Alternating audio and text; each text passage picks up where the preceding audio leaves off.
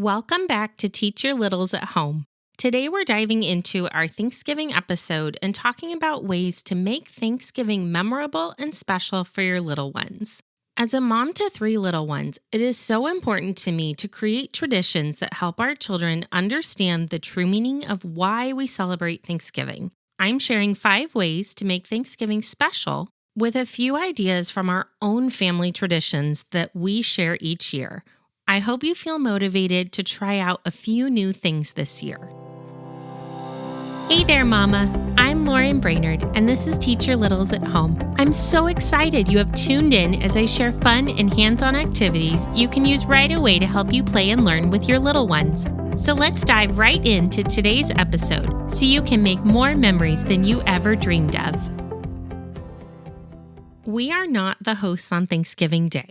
But a few years ago, I found out that our local butcher shop had smoked turkey legs. I wanted an excuse to try them, so I thought I would make a side dish and grab some turkey for dinner the night before Thanksgiving. Well, my kids had other plans. My oldest son was 6, my daughter was 4, and I was 8 months pregnant with our 3rd child. My kids heard we were having a turkey dinner and started throwing out requests for all of their favorite Thanksgiving dishes. We ran to the grocery store around 11 a.m. and somehow the 3 of us put together a full Thanksgiving dinner complete with cherry pie. It was so much fun sharing this meal together as our family of 4 at the time. Well, fast forward to last year, and my kids asked again if I was going to go and get turkey legs and make Thanksgiving like we did last year. So that's exactly what we did. So as it turns out, we all love having this special meal with just the 5 of us. Life is so busy, and I feel like we're always running to the next thing. So this is a great way to just sit down, talk about what we're thankful for, and enjoy a cozy meal together. It's a perfect way to slow down before all the holiday excitement and connect as a family. Having this time to let our preschoolers express their own thoughts is so important. And this meal gives us just this great opportunity to really dig into what we're thankful for. I feel like when we go to our extended family gatherings, everything just gets so busy that we don't actually have a whole lot of time to sit and talk with our preschoolers. So having this dinner is a great way to do that. It also helps to set your children up for the expectations in the coming week as you're going to visit family, how you want them to sit, how they show proper table manners, taking proper servings, all those things that can get a little bit more difficult to teach when we're in a larger family group setting. So this is a great way to just take the time to experience this meal together, have a wonderful meal as a family, and even get your kids involved in the cooking process. Several years ago, I had a Thanksgiving stuffed animal dinner with my older daughter, and she loved setting a table for her favorite stuffed animals. It's such a fun way to introduce the concept of a Thanksgiving meal and the perfect opportunity to practice table manners together. Your child will have opportunities to carefully place each food item where they go on the table, talk about their stuffy guests, and enjoy their meal.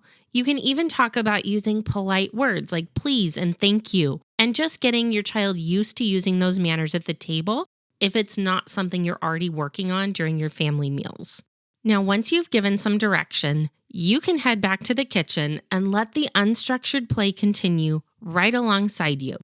Put out a picnic blanket, add the real food items, or you can use the laminated items from my turkey toddler unit that I've linked in the show notes, and just watch play happen as you're busy in the kitchen. Now, I know how hectic the Thanksgiving season gets. We're grocery shopping, we're picking out outfits, possibly even trying to throw in a family photo shoot if you're anything like me, just to try to get ahead because you're already thinking about Christmas and it's not even Thanksgiving yet. Well, if you want to take one thing off your plate and you want to get ahead, you can do what I'm doing and start now this week making thank you cards for family or friends who are hosting Thanksgiving. If you are hosting, make cards anyways for your guests and your kids can give them as they're heading out the door to go home. I love using process art, which is where we go find things in nature and we create art using those real items. So what you're going to do is take a quick nature walk with your little ones. Grab some pine cones, leaves, sticks, acorns, whatever you can find nearby. Bring all those things back home, preferably outside because this can get a little bit messy. You're going to squirt some liquid paint onto a plate. And then have your child roll or dip each item in the paint and then stamp or roll it onto a piece of paper. I prefer to use white paper and then I use fall colors for our liquid paint just because it's Thanksgiving and I feel like it's a great fit for the season. Let the paper dry and then you're going to fold it in half and you can write a sweet message on the inside. You can have your kids draw a picture, whatever you want as their way of saying thank you to the guests who are hosting Thanksgiving. It's such a fun project and a great way to start teaching thankfulness to our little ones.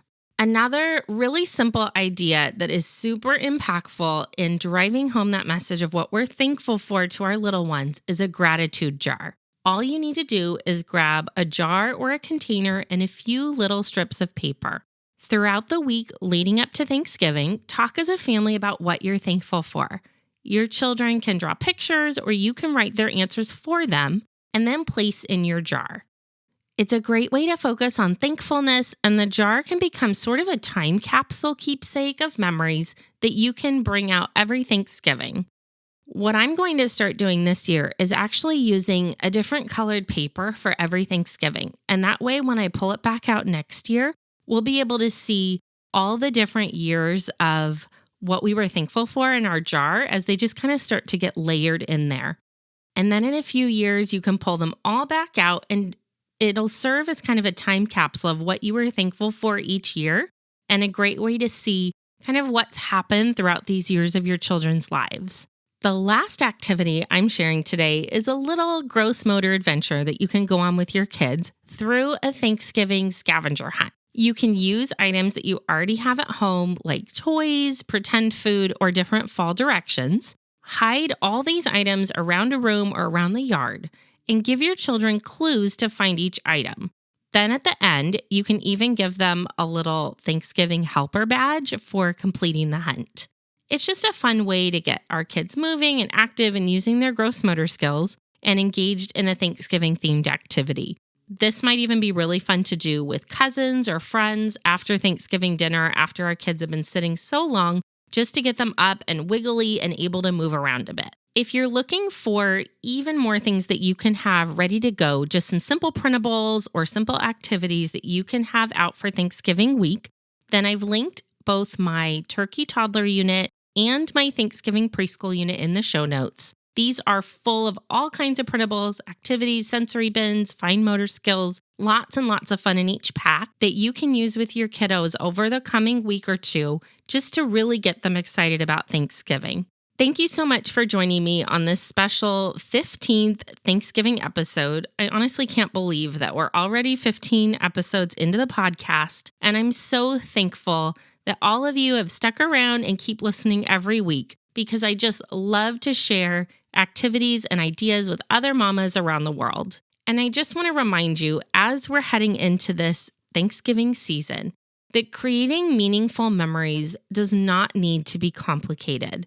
It's about being present, finding those little small moments of joy in between the busyness with our kids so that we can really focus on what we are grateful for this year. I hope you all have a wonderful Thanksgiving, and I hope you'll hop on over to our Teach Your Littles at Home Facebook group and share some of the fun that you are having with your little ones this week.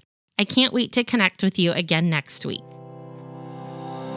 Thank you so much for tuning in to this episode of Teach Your Littles at Home. I hope you are feeling so inspired to create a new activity to do right away with your little ones.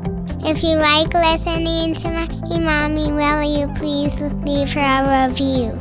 Before you head off to plan the next activity, would you mind leaving me a quick review on Apple Podcasts or wherever you are listening from?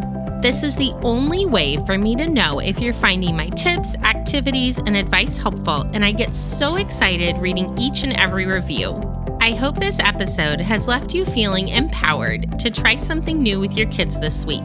And if so, would you please hit the share button and share this episode with another one of your mama friends who also wants to create activities with her little ones.